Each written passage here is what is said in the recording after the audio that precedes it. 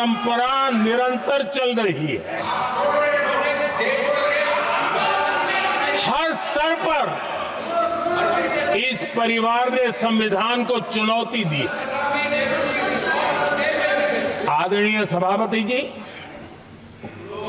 1947 to 1952 इस देश में इलेक्टेड गवर्नमेंट नहीं थी।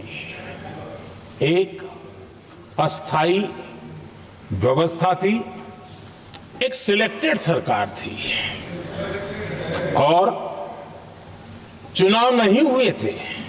और जब तक चुनाव न हो तब तक एक इंटरिम व्यवस्था के रूप में कोई खाका खड़ा करना चाहिए, किया गया था। 1952 के पहले राज्यसभा का भी गठन नहीं हुआ था, राज्यों में भी कोई चुनाव नहीं थे, जनता का कोई आदेश नहीं था।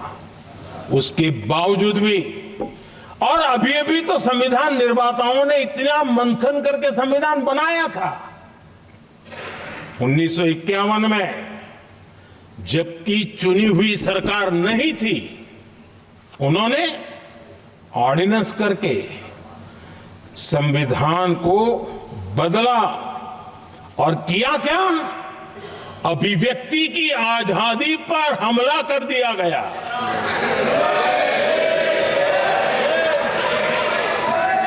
और ये संविधान निर्माताओं का भी अपमान था, क्योंकि ऐसी बातें कोई संविधान सभा में नहीं आई होगी, ऐसा नहीं है, लेकिन वहां उनकी चली नहीं। तो बाद में जैसे ही मौका मिला, उन्होंने अभिव्यक्ति की आजादी को, उस पर उन्होंने हथौड़ा मार दिया। और ये संविधान निर्माताओं का घोर अपमान है। अपने मन की चीजें जो संविधान सभा के अंदर नहीं करवा पाए, वो उन्होंने पिछले दरवाजे से किया, और वो भी चुनी हुई सरकार के वो प्रधानमंत्री नहीं थे, उन्होंने पाप किया था।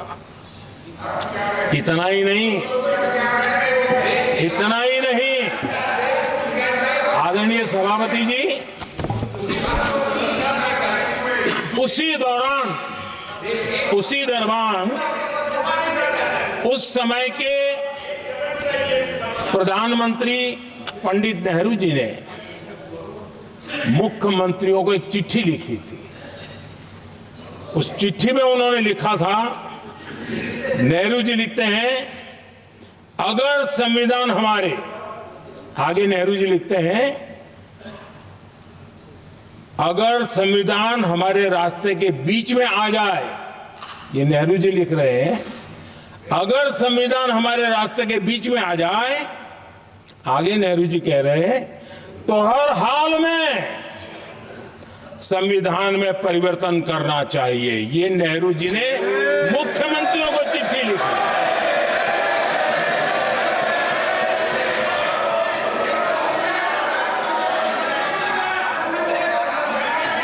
और आदरणीय सभापति जी,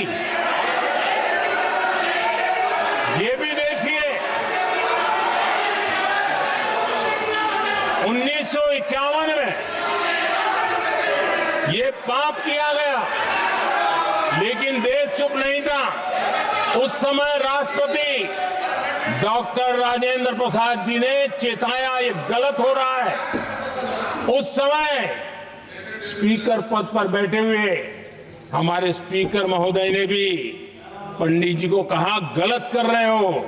इतना ही नहीं, आचार्य कृपलानी जी, जयप्रकाश नारायण जैसे महान कांग्रेसी लोगों ने भी पंडित नेहरू ने कहा कि ये रोको, लेकिन पंडित जी का अपना संविधान चलता था और इसलिए उन्होंने इतने वरिष्ठ महानुभावों की सलाह मानी नहीं और उसे भी उन्होंने दरकिनार कर दिया। और आदरणीय सभापति जी, ये संविधान संविधान संशोधन करने का ऐसा खून कांग्रेस के मुंह लग गया कि समय समय पर वो संविधान का शिकार करती रही। ये खून मुंह पे लग गया।